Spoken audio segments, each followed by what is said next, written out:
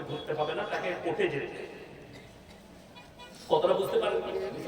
চ্যানেলে ঝামেলা চলছে, डिबेट চলছে, क्यों मुसलमान बच्ची को बुर्का पहनाया जाता, पहनाया जाता, क्यों इनको हिजाब पहना रहे हैं, ये तो जुल्म है लड़कियों के ऊपर। अरे मेरे दोस्त, तो तुम नंगा घूमो यार, तुमको किसने मना किया? तुम नंगा घूमो। যে মেয়েরা বলছে মুসলিমদের মেয়েদিকে জোর করে হিজাব পরানো হচ্ছে, তোমাকে বলবো তুমি ন্যাংটো ঘুরে বেড়াও। উর্ফি জাবেদ বলে একটা মেয়ে আছে জানে মুম্বাইয়ে, সে সবসময় ন্যাংটো ঘুরে বেড়ায়। আমরা কোনো প্রতিবাদ করেছি? সে গুলি পাতা, সে তার জবাব আল্লাহকে দেবে, আমরা আমাদের জবাব আল্লাহকে দেবে। আচ্ছা বলুন, উর্ফি জাবেদ আমাদের চলার পথ না আল্লাহ রসুল চলার পথ? আল্লাহ রসুল সাল্লাল্লাহু আলাইহি সাল্লাম। তাইলে আপনি এদের দিকে গোবরখোর মুদখোরদের দিকে ধ্যান দিবেন কি বুঝলেন? আচ্ছা কেউ মুদ খাচ্ছে, দিয়ে একজন বললে মুদ খেলে করোনা ভালো হবে। এই দেখবেন মোবাইল গুলোতে যখন করোনার সময় চলছিল তখন দেখবেন ফোন করলেই একটা রিং বেজে উঠছিল, কার গলা? অমিতাভ বচ্চনের। आप लोग कोरोना से बचिए, आप लोग घर से मत निकालिए। वो হারাম করে দিয়ে করোনা হলো, নাকে অক্সিজেন লাগিয়ে হারাম করে হসপিটালে শুয়েছিল লীলাবতীতে। কি ব্যাপার বলে অমিতাভ বচ্চনের করোনা হয়েছে, তাহলে ওর আর অ্যাড দিয়া চলে? চলে না। আর আমাদের হয়নি কেন বলুন? শুনেলেন এই মৌলবীদের হয় নাই, তার কারণ আমরা বিশ্ব স্বাস্থ্য সংস্থার কথা মেনে চলেছি। ওয়াও, বিশ্ব স্বাস্থ্য সংস্থা বলেছিল যারা বেশি বেশি হাত মুখ পা ধৌত করবে তাদের কোনোদিন করোনা হবে না। আমরা 5 ওয়াক্তের নামাজ পড়ি না? পড়ি না? হাত ধুই না? ধুই না? মুখ ধুই না? ধুই না? পা ধুই না? ধুই না? জোরে একবার বলি সুবহানাল্লাহ। আমরা 5 ওয়াক্তের নামাজে 5 বার চেহারা ধুয়েছি, করোনা আমাদেরকে স্পর্শ করে না। আমাদের দেশের স্বরাষ্ট্রমন্ত্রী সাহেব অমিত শাহজি কাঁচের ঘরে বসছিল, চারিদিকে ঘেরা, টিভি লাগানো, হাতে মোজা, মুখে মাস্ক, চারিদিকে দেখছিল কোথায় কি চলছে। বাইরে বেরোনোর ক্ষমতা নেই, আর আল্লাহর কৃপায় বাইরে বেরিয়ে এলাকায় ঘুরে মানুষের সেবা করেছে, আর হাত ধুয়ে উজু করে নামাজ পড়েছে। আমি বলছি নামাজ হচ্ছে মারাত্মক জিনিস, সূরা ফাতিহা হচ্ছে সমস্ত রোগের শিফা। উজু করুন। আচ্ছা বলুন, আপনাদের কি মনে হচ্ছে আমি কোনো ক্রিম ব্যবহার করেছি? স্টেজে যখন এসেছি ফেরেন লাভলি লাগাইছি নাকি? তবে আমার সঙ্গে মেকআপ ম্যান এসছে, এই মৌলবীর গালে হাত দিয়ে দেখুন ইনি ফেরেন লাভলি লাগাইছে? লাগাই না, আমাদেরকে কিচ্ছু লাগাতে হয়নি। আমাদের কাছে সব থেকে দামি ক্রিমটা আছে পৃথিবীর, সেটা হচ্ছে 5 ওয়াক্তের নামাজে 5 বার উজু। যারা 5 ওয়াক্তের নামাজি হবে আল্লাহ তাদের চেহারা নুরানিয়াতকে বাড়িয়ে দিবেন। জোরে বলুন সুবহানাল্লাহ। আপনি 5 ওয়াক্ত, যারা যুবক আছেন তাদেরকে লাস্ট কথা বলবো, তুমি যদি মুমিন চিনতে চাও, কি বললাম? মুমিনা মেয়ে কে আছে এটা যদি চিনতে চান, খালি বলে দেন যে ছেলের সঙ্গে তোমার বিয়ে হবে সে দাড়ি রেখেছে, দাড়ি আছে, 5 ওয়াক্তের নামাজি। যে মেয়ে বলবে দাড়িওয়ালা নামাজি ছেলের সঙ্গে বিয়ে করবো না, জানতে ওই মেয়েটা মুমিনা হতে পারে না।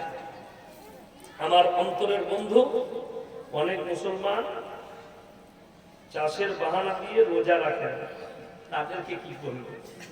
আল্লাহ আকবার। দেখুন 2 বছর আগে একটা ফটো ছেপেছিল আনন্দবাজার পত্রিকায়। আমার বাড়িটা হচ্ছে দিল্লি রোডের উপরে, Kolkata two Delhi road NH2, ভারতের 2 নম্বর জাতীয় সড়কের উপর আমার বাড়ি। তো বর্তমান টাউন ঢোকার আগে হাজুপুর বলে একটা পার্কিং আছে, অনেক গাড়ি দাঁড়ায়। যেমন দেখবেন এখানে টোলটা পেরিয়ে, কালিয়াচকের আগে যে টোলটা আছে, টোলটা পেরিয়ে পার্কিং আছে না?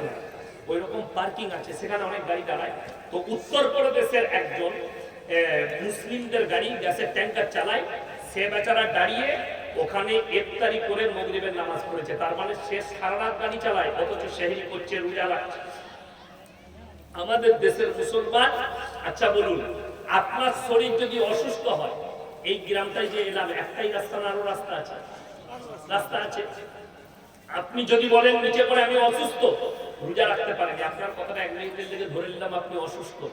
কিন্তু জানেন, যদি আপনি অসুস্থতার কারণে রোজা রাখতে না পারেন, তাহলে আপনাকে করতে হবে ফিদিয়াতুল তাআম মিসকিন। কোরআনে আছে মিসকিনকে ফিদিয়া দিতে হবে। কোন মাদ্রাসায় যাও, আমার সারা মাসে 4,500 টাকা খরচ হতো, এই টাকাটা রেখে দাও, ফিদিয়ার জন্য রোজা রাখতে পারিনি।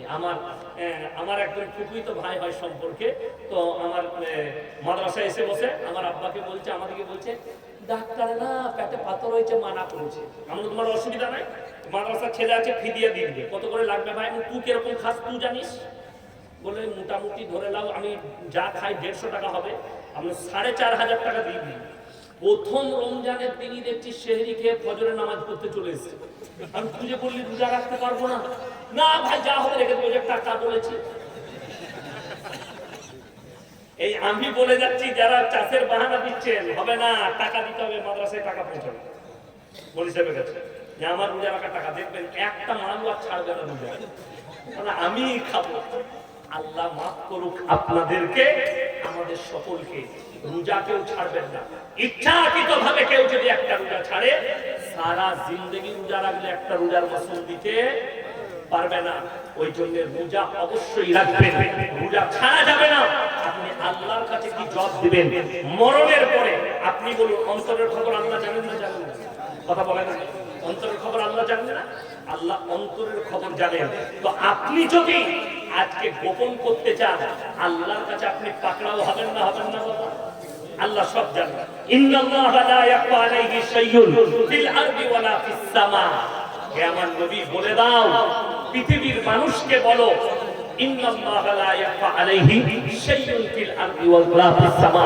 আসমান আর জমিনের মধ্যে যা কিছু আছে, কোন জিনিসটা আমার কাছে গোপন নেই।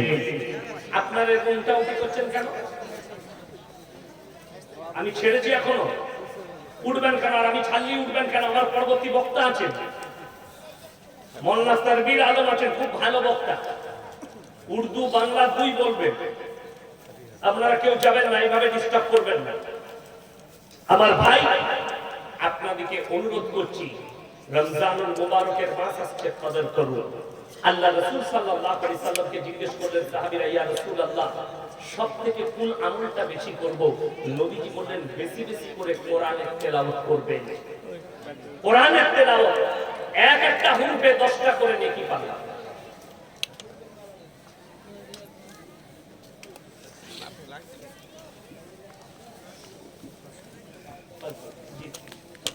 তো আমার বন্ধুগণ, আমার ভাই, আপনাদেরকে অনুরোধ করছি, আমি আপনাদেরকে অনুরোধ করছি সকলকে, রোজার মাসে বেশি বেশি করে কোরআন তেলাওয়াত করবেন। জোরে বলুন ইনশাআল্লাহ। যে ভাইরা কোরআন জানেন না, সবাই কোরআন শিখবেন তো? জোরে বলুন ইনশাআল্লাহ। মায়েদিকে অনুরোধ করছি, তোমরা সকলে রমজান মাসে রোজা রাখো, কেউ রোজা ছাড়বেন না। হারামটাকে অ্যাভয়েড করুন, হালালটাকে ধরুন। আচ্ছা বলুন, হারামে বরকত না হালালে? হালাল। কিন্তু হারামের বরকতটা সময় দেখতে পাবেন, হালালের বরকত দেরি হবে, কিন্তু হালালের দাম আছে। আপনি যদি এক লুকমা হালাল খান, তার মধ্যে বরকত আছে। আর যদি আপনি অনেকটা হারাম খান, আল্লাহর কসম বরকত নেই। তাই হায়াত বাকি, মুলাকাত বাকি।